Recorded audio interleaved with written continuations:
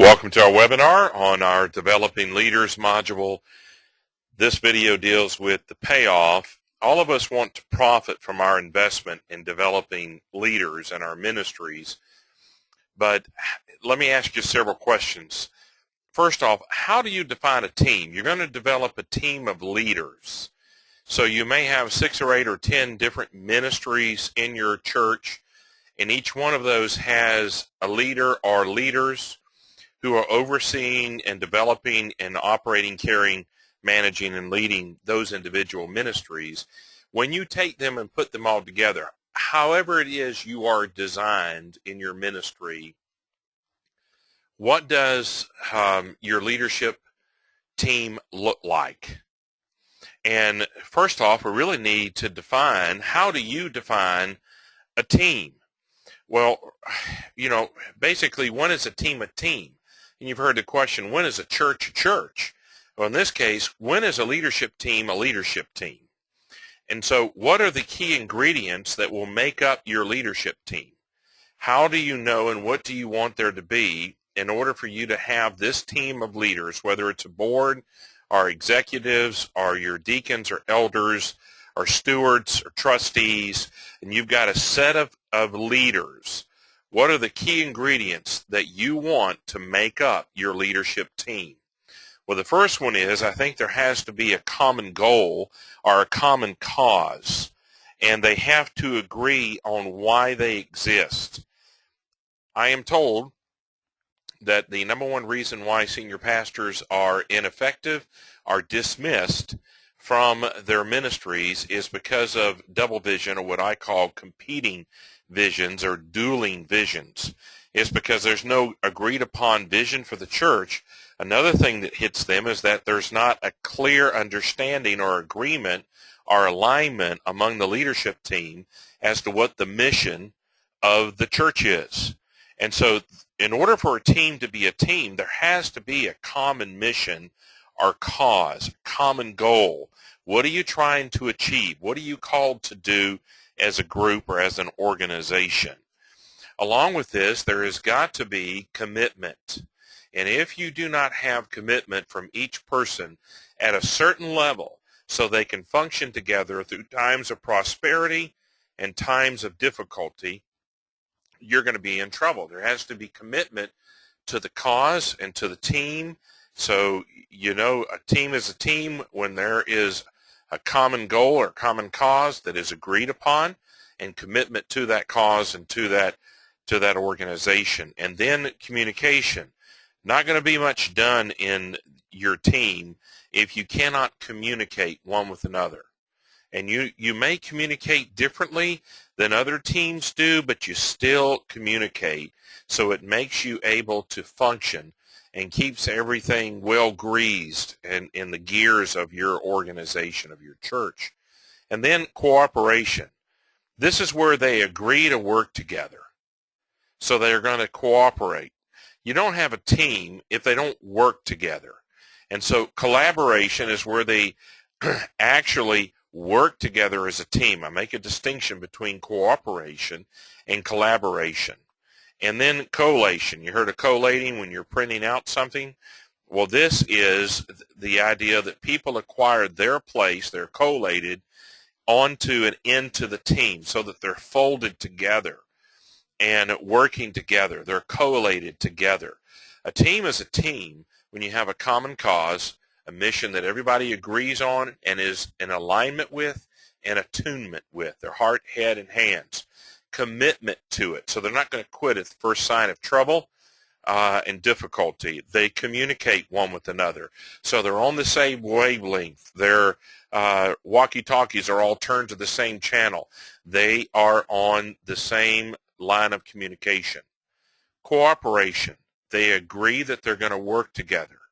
They have harmony and collaboration where they're actually working together, and they're intertwining each other's skill set, capabilities, and skill sets together, and their functions together, their roles together, they're collaborating together. So there's harmony, unity.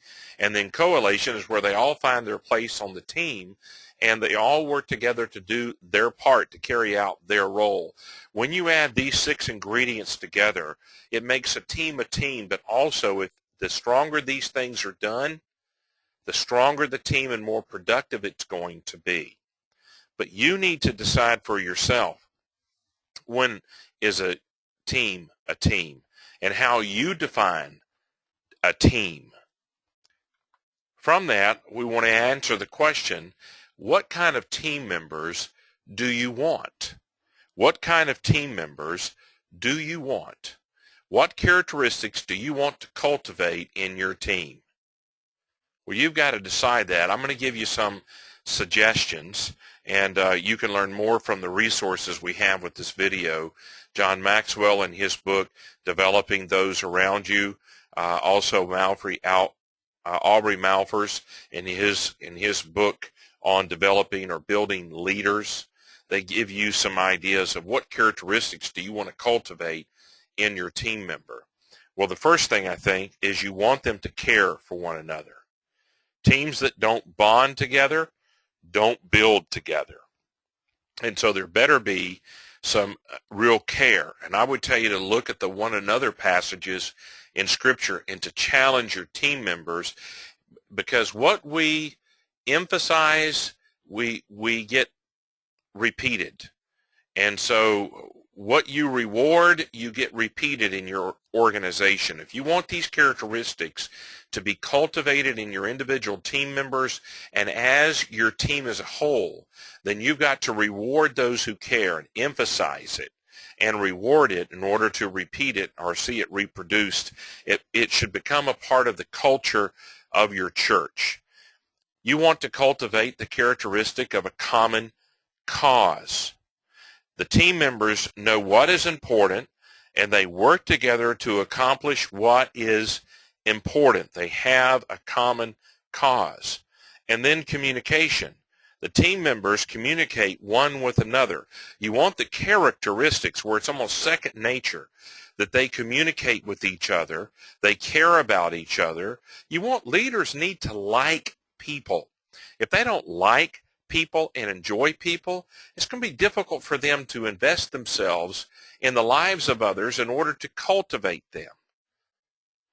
So they need to like people. They need to love people. They need to let God and His Holy Spirit cultivate a caring spirit and attitude. They need to have a common cause where they know what is important and they're working hard together toward it. And then they need to want to talk to each other. They want to communicate. And then there's cultivation.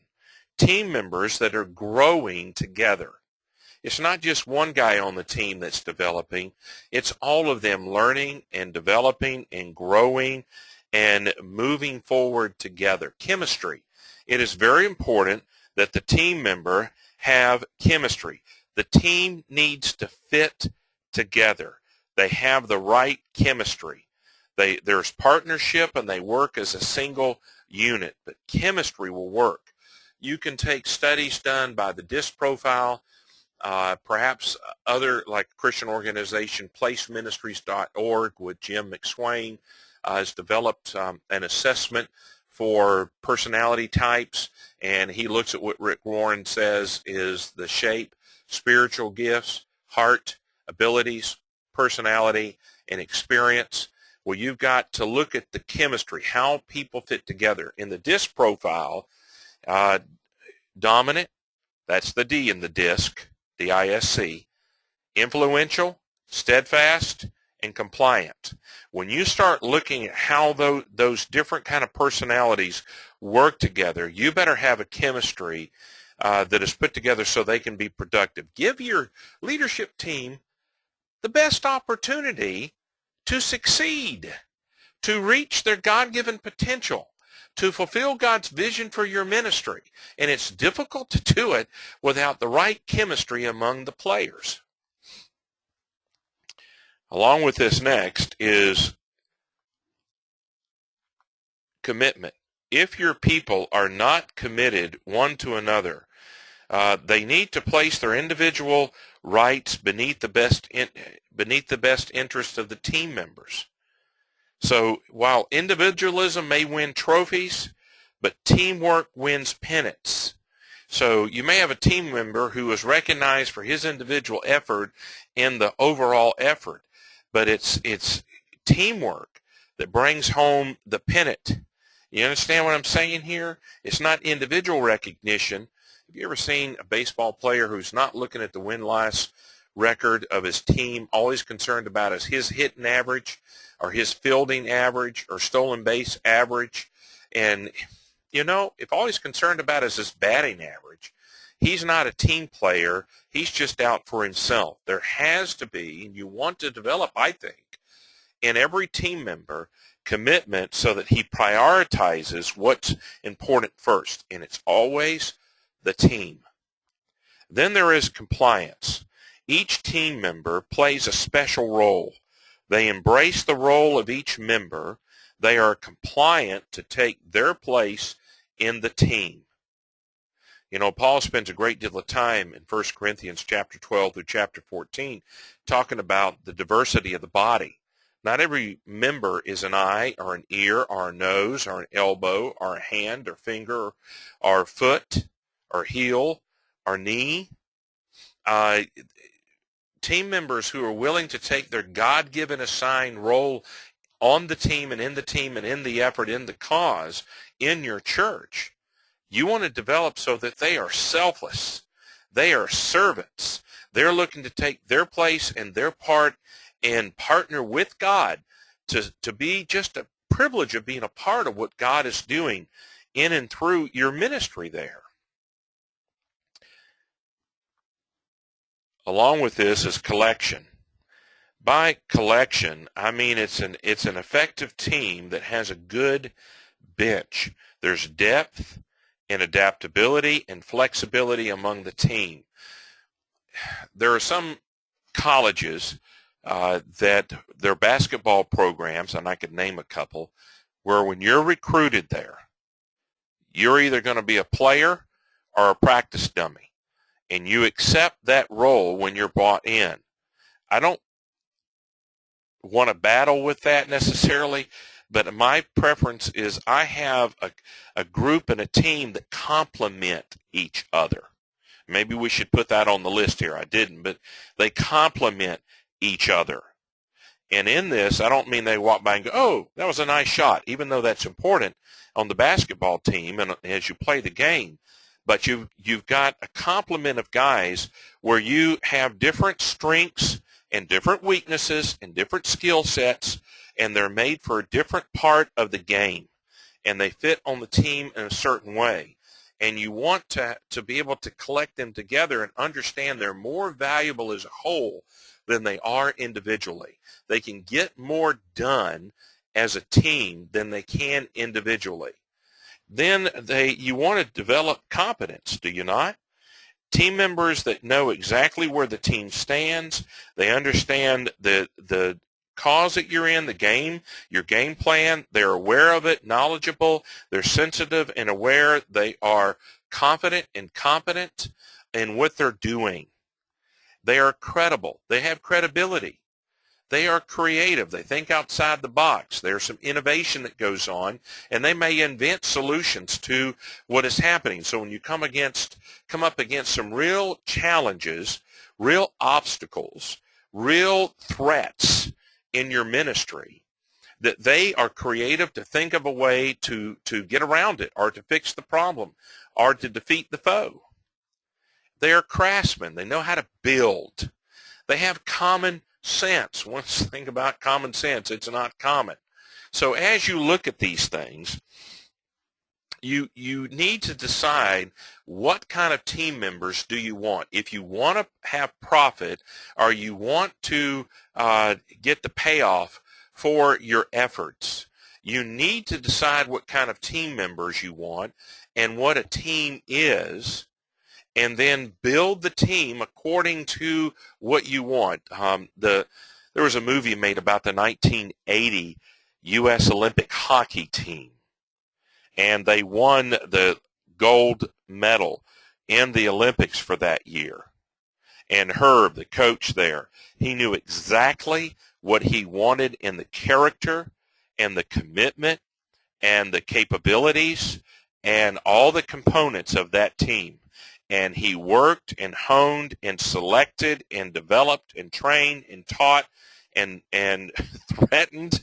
And, as you go through the ride, the journey with him and his players and the board that was overseeing this in the U.S., it was all put together. But I can pretty well tell you that the coach knows what kind of team and what kind of team members he wants.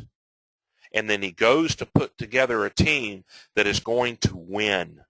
And when it comes to our ministries, we want a team that is going to play within the rules, in other words, within Scripture, and is going to carry out God's calling for that ministry, the mission, and is going to strive to fulfill God's vision, his preferred future for that ministry. Well, what do you want to realize from those you develop? You're going to get a payoff. So what is it you would like to see happen as you develop? Now, this is not exhaustive. I've just put down a handful of thoughts here as to, what do you want to see developed in them? What do you want to see happen as you develop these people? Well, first thing is loyalty. Loyalty to your church, loyalty to their team, and loyalty to you, and loyalty, of course, to the Lord. Encouragement. You would like them to encourage you and to encourage others. Their support. It's a part of loyalty. But, as you look at this, don't you want the payoff of their continued support? Comradeship. Don't you want the feeling that you're in this together and can enjoy and celebrate the wins, and there's comradeship of a common cause and a common God that we're serving and a common church that we're serving, and we're trying to accomplish certain goals, and there's comradeship. Trustworthiness. That you want them to develop and be trustworthy. You want them to help you. You want them to cultivate others. You're developing them so they can go and develop others who will also develop others. And you've got reproduction. They're completers. They're builders. They're attractional. They're attractive. They attract other people. You want to realize this, that they help you get the best people to fit into your ministry. They help attract the best people for your ministry. They are developers. Along with being those who complete people, they develop people, and they may help you develop. They're influential. They are attractional and influential, and they attract other people, but also they may not attract people to come work in your ministry, so you have this large reservoir or pool of talent to draw from for your ministry to get things done and to open new doors and opportunities. They're influential both in the church and in the community. They're guys who can persuade people to help you. And reproduction. They're going to build others who build others who build others. And regeneration. If you want your ministry to be regenerated, so it's a part of carrying through the thought of reproduction, but this is the entire work of your ministry, don't you want your ministry to carry on beyond your years? Don't you want it to continue because you've developed a culture of leadership development and you're seeing a culture where your church is very, very effective and efficient. You're stewarding the resources entrusted to you by God, and you are being productive. You're reaching your God-given potential. You are seeing the Great Commission carried out, and lives are being transformed, and you're making and having and partnering with God to have an impact in people's lives for eternity. Regeneration means that it goes on, it perpetuates, it goes on, it moves forward. And then a culture that will reproduce and regenerate your ministry and build leaders. So let's get to something that may be kind of a sticky subject, but let's turn the focus on ourselves as the senior pastors. So what is required of you as the senior leader? You are the leader of leaders. What is going to be required of you? What kind of leader builds a great leadership team? If you want payoff for your efforts and your investment in building a great leadership team, what is going to be required of you to do that? So let's just run down a few things. You'd better be a discerner that chooses people well and then chooses the right players well. So it's not only the best player you're looking for, it's the best player for your church that you're looking for, the right fit. Know what is needed and be able to pick the right people at the right time for the right place or position to do the right work. You need to have discernment. Why is this important? Bob Beal wrote a book about the building confidence in your leadership some years ago. In it, he projects that 60 to 80% of our success as a leader comes from picking the right people. Well, folks, we'd better be a discerner of people. To player placement, knowing who to put where and what job to get them and how to build the team together so it's productive and enjoyable and they get the job done. So they choose players well and choose the right players. Secondly, they're a servant that exists to help others and is one who invests his life into another. All of your leaders, all of your people, every one of us should be a servant leader. We all have influence at some level in our lives. Vision caster. A vision caster is able to convince others to commit and compel them to participate in fulfilling God's vision for your ministry. So he's a motivator. And he's a coach. A coach teaches, trains, tests, builds, gives progress reports, and rewards. A coach makes good use of 1 Timothy 3:16. It says all Scripture is given by inspiration of God and is profitable for, and then he gives doctrine, reproof, correction, and instruction in righteousness. We'll take those four parts and put this to good work. It simply states what is right, that's doctrine. What is wrong, that's reproof. Correction, that's how to make it right. And instruction in righteousness is how to keep it right. So take that level as a coach, and I used to do this when I coached baseball, and both high school and little league as my sons came up. I would go through those four steps, but I not only did it with the players, I went through it with the dads, and I taught the dads the game of baseball, and I taught them Shannon ball, how we were going to play.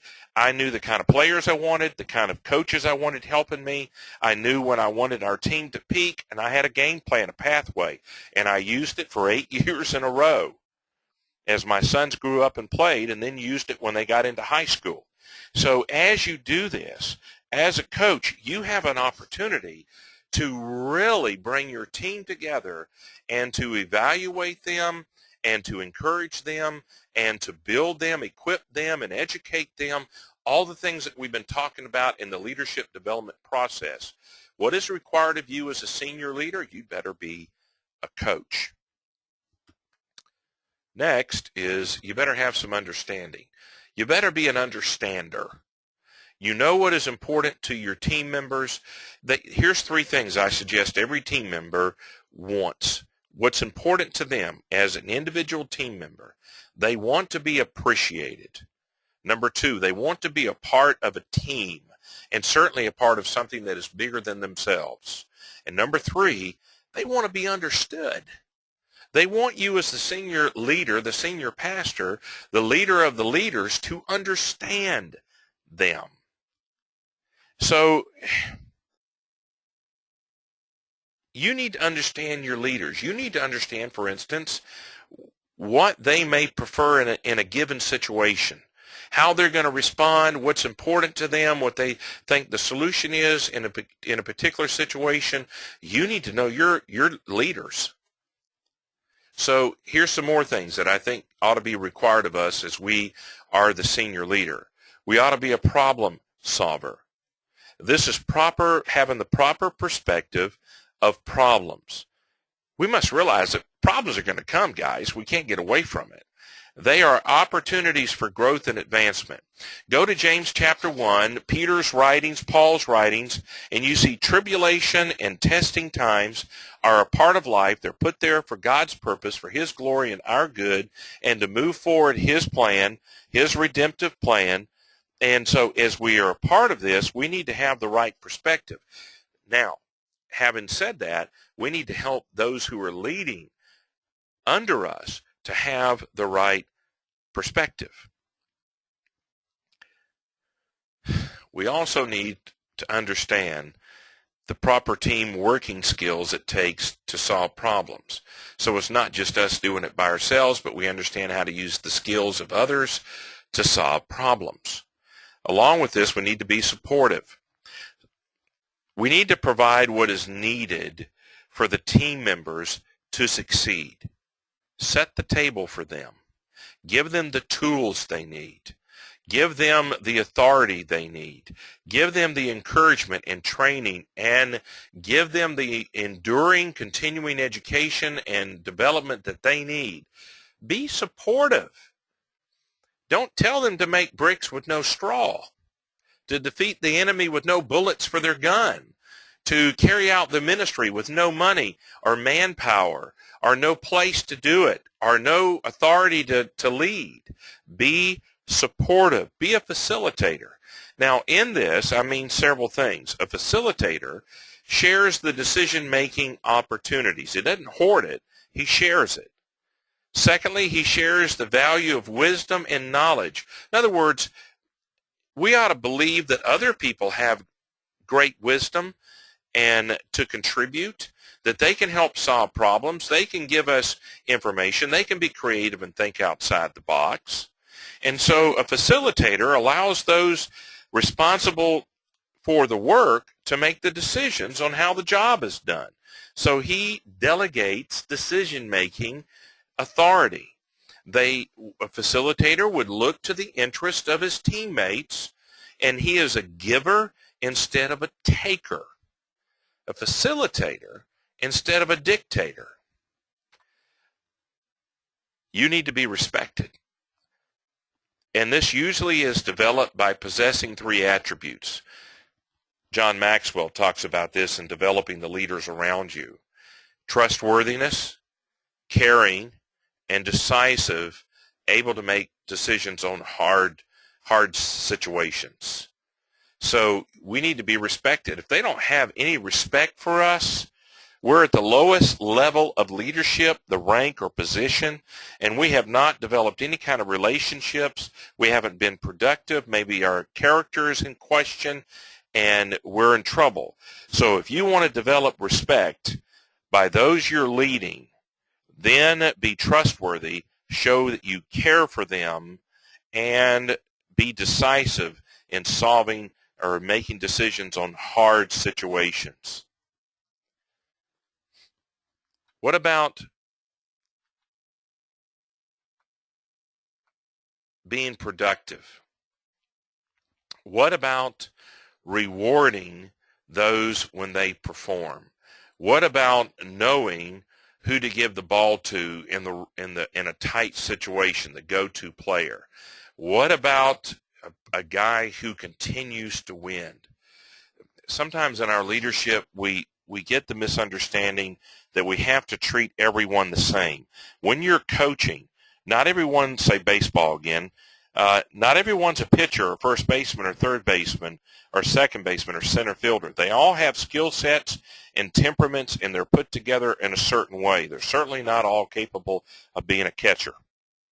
And so a productive person continues to win because he understands that he has to deal with each player in their position and in their temperament and how they're put together and how they're related to the task and the team.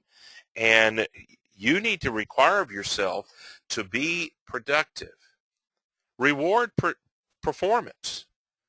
Know who the go-to players are, and it will help you continue to win. Then they recognize talent. We need to be able to recognize talent, and failure to do so is a troublesome thing. It is something that lots of leaders struggle with, is being able to identify who is capable and what their bandwidth is. Bandwidth, I mean your capability and your capacity to carry out that capability. So for instance, I can juggle, and let's say apples. So I can juggle, and my capacity is 2 apples, not 3. You give me 3, I drop them. So recognizing and identifying talent, we need to develop that so we know what we're looking for, and not only know what we're looking for, but know it when we see it. So we ought to know talent. There isn't a scout out there for the national, the baseball association, that if they're going to go play in the major leagues or in the NBA or in the NFL or the National Hockey League, that the scouts out there know what talent their team is needing, looking for, the position or the skill set, and able to match the player up to the requirements. And failure to know what that is a problem. So you not only need to recognize the talent, you need to know what talent you're looking for. And that means you need to know the overall game plan and what each position is requiring. You better have a ministry master plan in place when it comes to your strategic plan. Here is the last thing that I think you can consider to be required of you as the senior leader, and that is you need to understand the development level of every team member. Where are they? What do they need to develop? But at what level are they leading? And who may view them under their leadership, who is viewing them as a level 1, level 2, level 3, level 4, because we don't have the same level in everyone's eyes. But we do need to understand the development level of each of our team members.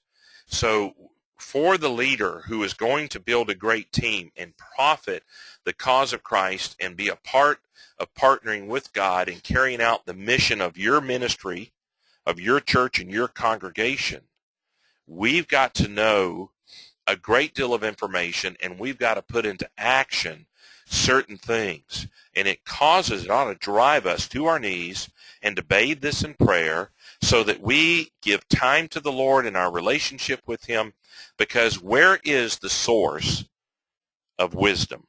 I view wisdom as knowledge used rightly. So it's knowledge applied correctly or profitably. It's using knowledge aright. So where are you going to get wisdom? Well, it's from God. So we need to go to Him, study His Word, spend time with Him, read what others have said. We need to work at this in order to be the kind of leader. You may have noticed with the design of the bottles in North America that the bottleneck usually is at the top. Well, Pastor, if you're the bottleneck that is so small that you can't get what's in the bottle out or get anything into the bottle, that's a problem. In order for you to build a winning team that fulfills God's calling on your ministry and allows you to lead them to God's promised land for your ministry, it's going to require that you develop and understand who you are and your weaknesses and strengths, what opportunities you can take advantage of, and know how you're going to respond to the challenges and threats that you and your ministry face. But my desire is that you would profit as you partner with God to lead your ministry. Well, I'm Marshall Shannon, your ministry design coach with Ministry Design Training and Concepts. You can reach me at this email address or either one of these phone numbers, and we'll be happy to help you figure out and work with you one-on-one for you to develop your leadership development process or program for your ministry.